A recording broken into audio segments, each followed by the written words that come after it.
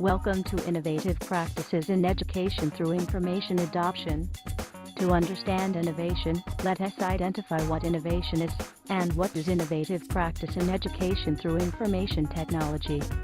From Wikipedia, the free online encyclopedia, innovation is the creation of better or more effective products, processes, technologies, or ideas that are accepted by markets, governments, and society. An innovation can be big or small, brand new, or just a bit different, it doesn't matter. An innovation can be clearly complex, or seemingly simple. Innovations are often thought of in terms of technical achievement, but can also be of design. Let's identify some examples of educational ICT innovation and their impact on practices. From our group blogs, we have come up online discussion forums, virtual classroom, online video playback for lectures, use of pad during lessons, intelligent whiteboard, Wi-Fi service for e-school bag for PC tablets, online albums and blogs, as well as virtual storage space for saving files and Google Docs for file sharing. These all can facilitate teaching and learning to promote student engagement and interaction for enhancing learning outcomes. Then how to sustain innovation?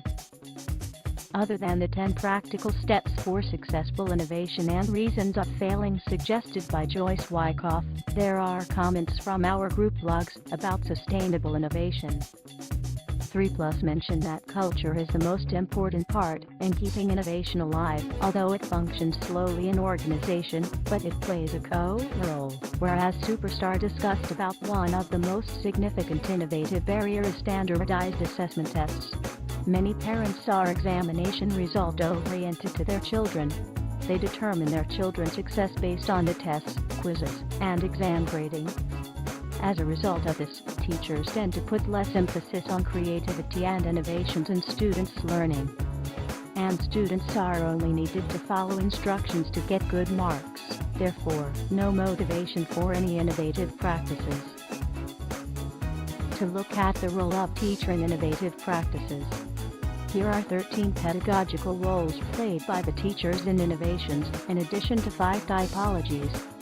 One of the most impressive examples of analyzing teacher roles in innovative classrooms from our group blogs is the introduction of LiveScribe Pulse Pen from group 46310. The innovation of this case is for young students to use LiveScribe pens as an aid to organizing, recording, and then discussing their ideas on themes or central questions to do with readings for a book club. In this particular use of the pens, group students choose a theme or central question to do with their reading, and then each creates responses using the pen. In a subsequent meeting, the recordings of the written text and speech are used to facilitate further discussion. The use of the pens is considered an innovation because it gives a new way to get students talking and thinking about the readings. Let's check out what LiveScribe Smart Pen can do. So what makes the Pulse Smart Pen smart? For one thing, it's what's inside.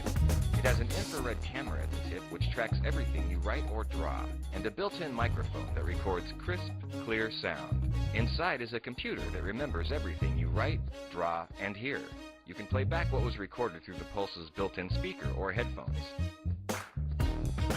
First, tap the record button on your notebook, and the Pulse Smart Pen begins recording everything you write and hear. Write or draw what you need.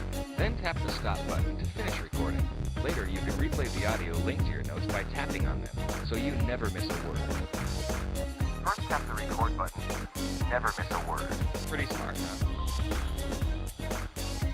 When it comes to analyze the role of students in innovation, there are 17 being defined. As you can see, the student role is shifted when pedagogy is changed from traditional to innovative. Instead of following instructions, students now collaborate with peers and engage in inquiry. Here come live examples from our blogs. Terminator provides an example from a primary school in Hong Kong. Teacher implemented a reading mentorship program where senior students volunteer to help junior students with their reading. After promoting the co-teaching culture in the school, students are now motivated and become more interested in reading. The photo here is showing their passion of reading after they join the program. Another example was given by InnoPower about digital game-based learning. This innovative teaching requires students to learn at a particular area by creating products such as graphics, videos, and games. During the learning process, students learn to collaborate with others, understand the complex system through experimentation, enhance self-learning, and promote peer tutoring. These are the essential factors for sustainability, as students are no longer the passive knowledge receivers, but the active learners, to acquire knowledge, and being an innovative developer, to develop something new. So, what is innovative learning to you? Are you an innovative teacher?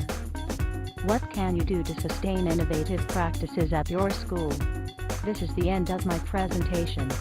I hope you enjoy it and have a brief idea of what innovative is, how to sustain innovative, and what are the roles for both students and teachers in innovative practices. Hope everyone can keep up their innovative thoughts and continue to support innovative learning.